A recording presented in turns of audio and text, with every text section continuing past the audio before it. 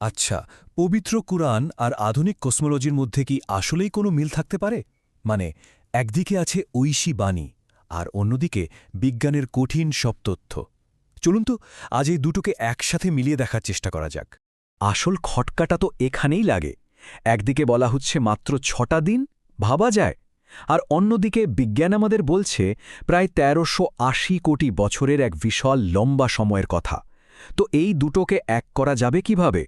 মানে ব্যাপারটা দেখুন, একদিকে কোরআন বলছে মহাবিশ্ব তৈরি হয়েছে ৬ দিনে, আর ঠিক তার উল্টো দিকে বিজ্ঞান বলছে এর বয়স প্রায় 13.8 বিলিয়ন বছর।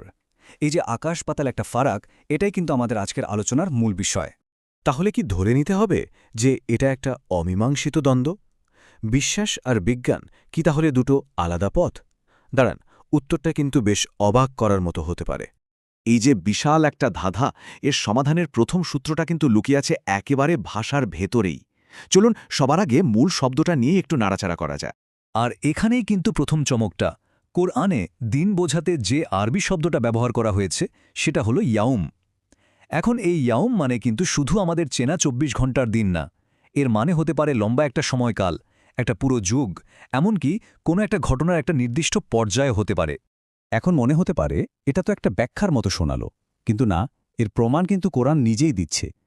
সূরা আল হাজ্জে পরিষ্কার বলা আছে যে সৃষ্টিকর্তার কাছে একটা দিন হলো আমাদের গণনার ১,০০০ বছরের সমান। তার মানে কি?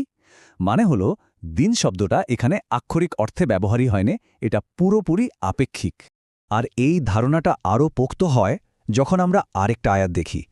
সূরা আল মারেজে তো এমন একটা দিনের কথা বলা হয়েছে যার পরিমাণ ৫০,০০০ বছর। তাহলে মূল ব্যাপারটা কি দাঁড়ালো? কোরআনের ভাষায় দিন মানে কোনো ফিক্সড ২৪ ঘন্টা নয়, বরং এটা একটা বিশাল আর পরিবর্তনশীল সময়কে বোঝাতে পারে। আচ্ছা, ভাষার দিকটা তো কিছুটা বোঝা গেল, কিন্তু দ্বিতীয় সূত্রটা আরও আধুনিক, আর সত্যি বলতে আরও বেশি অবাক করার মতো। আর এটা এসেছে সরাসরি মডার্ন ফিজিক্স থেকে, বলা যায় খোদ আইনস্টাইনের কাছ থেকে। আইনস্টাইনের থিওরি অফ রিলেটিভিটির সবচেয়ে বড় কথাই হল সময় ধ্রুবক কিছু না, সময় হল আপেক্ষিক। মানে মহাবিশ্বের সব জায়গায় কিন্তু সময় একই গতিতে চলে না। খুব সহজ করে যদি বলি, দুটো কারণে সময় স্লো হয়ে যেতে পারে।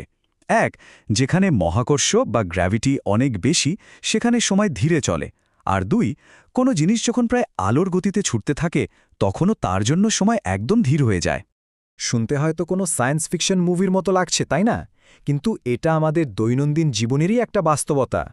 এই যে সংখ্যাটা ৩৮ মাইক্রোসেকেন্ড খুবই সামান্য মনে হচ্ছে, তাই তো? কিন্তু এই সামান্য সময়ের পার্থক্যটাই